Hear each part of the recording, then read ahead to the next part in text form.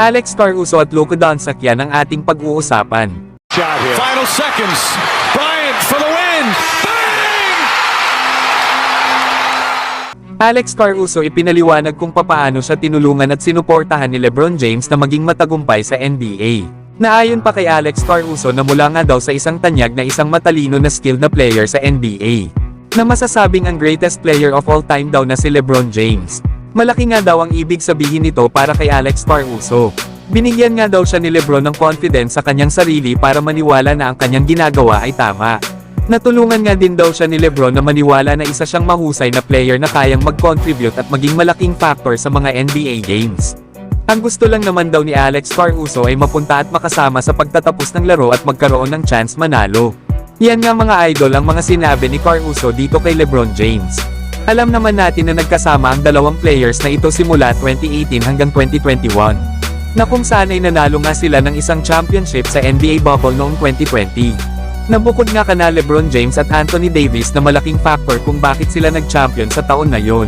Ay isa nga itong si Alex Caruso sa mga player na tumulong sa Lakers para makuha nila ang ika-17 championship banner nila. Paano ba naman ay grabe ang energy ni Caruso sa loob ng court mapadepensa at opensa.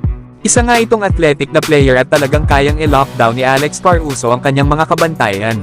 Sa ngayon ay sa OKC Thunder na ito maglalaro next season matapos itong matrade kapalit ni Josh Giddey. Pero kayo mga Lakers fans, namimiss nyo ba si Alex Caruso? Samantalang isa namang NBA insider ang nagsabi na possible daw na makuha ng Los Angeles Lakers itong si Luka Doncic ng Dallas Mavericks. Nitong mga nakaraang araw kasi mga idol ay lumabas ang balita na itong superstar ng Dallas na si Luka Doncic ay papalitan si LeBron James kapag ito ay nagretiro na sa NBA. Ito nga ang naging report ni Kevin O'Connor. Pero ayon pa sa isang insider na si Scoop B. Robinson na nakakatawa nga daw sa karamihan para sa magkakaibang dahilan. Pero hindi daw impossible na mapunta nga si Luka ng Los Angeles Lakers. Lalo na kung magiging disappointed ang susunod na season para sa Dallas Mavericks. Ito nga ay sakaling hindi sila makapasok ng playoffs. Ay possible nga daw ditong humingi si Luka ng trade. Kaya naman ay mapipilitin ngayon ang Dallas na i-trade ito kesa naman umalis si Luka Doncic nang walang nakukuhang kapalit. O di naman kaya ay susubukan ni Luka na i-test ang free agency. Sa ngayon kasi ay may 2 taon pa si Luka Doncic sa kanyang kontrata sa Dallas. Kasama na nga dito ang $48 million na player option. Pero kung sakaling kukunin man ito ng Lakers para mapag-sign kapag naging free agent na si Luka, ay kalahating bilyon daw ang kailangan ng Lakers na ibayad dito.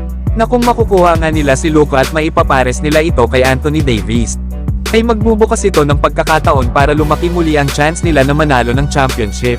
Pero hindi magiging madali na agawin si Luka sa Dallas Mavericks. Pero gaya nga ng sinabi ni Scoop B. Robinson ay hindi impossible na makuha ng Lakers ang Dallas superstar.